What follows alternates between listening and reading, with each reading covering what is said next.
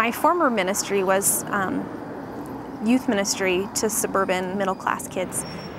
I went to Chicago with kids from my church, and I first saw kind of neighborhood ministry in Chicago, and I was attracted to that. I have lived in this part of Littleton, northeast Littleton, for about 8 years. I picked North Littleton because it's where I live. I was a mom with 4 kids in my school, and I noticed that our neighborhood was changing. This is the poor area in Littleton. A lot of Hispanic families moving in, new immigrants. It's surrounded by middle-class, suburban, white families. I was in a Sunday school class at church, and everyone was saying we need to expose people to inner city problems and poverty and that sort of thing. And I kept saying, wait, you know, I've got people in my neighborhood that you're talking about, and I can't sit there and be a neighbor and not do something.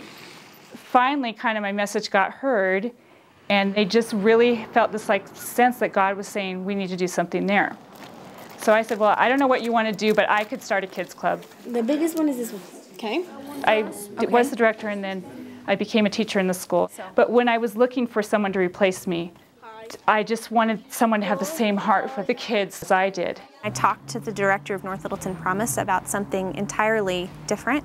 She presented this opportunity to me, and I thought, the woman's nuts. Like telling Maureen, you know, you're the one, and Maureen was like, no, I can't do it. I have no clue what it means to do that kind of ministry. I don't know what I'm doing. I didn't even know what a nonprofit was. I don't know how to do it. I can't. And I said, that's the person I want. Wait.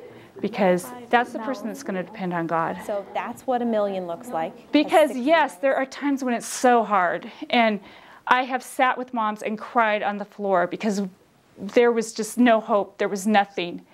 And that's when God acted. And I can say it all along with North Littleton. If you don't put yourself out there, you will never know this kind of life. If you live in fear and you don't want to do it, you're going to miss out. I love being a part of the community. I love working with community members, school, the city.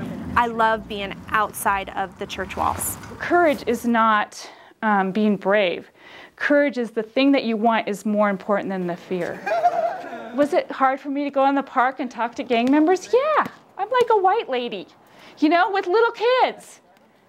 But I wanted that for the kids in this neighborhood. I loved them so much, and I knew they're my future. This is my neighborhood. This is where my grandchildren will maybe live here someday.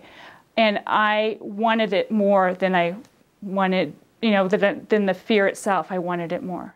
The kids in this neighborhood have a tremendous amount of potential. And they don't have the resources, people, financial, support resources to 1 3/4 grow into their full potential. We're here to help kids be who God has created them to be.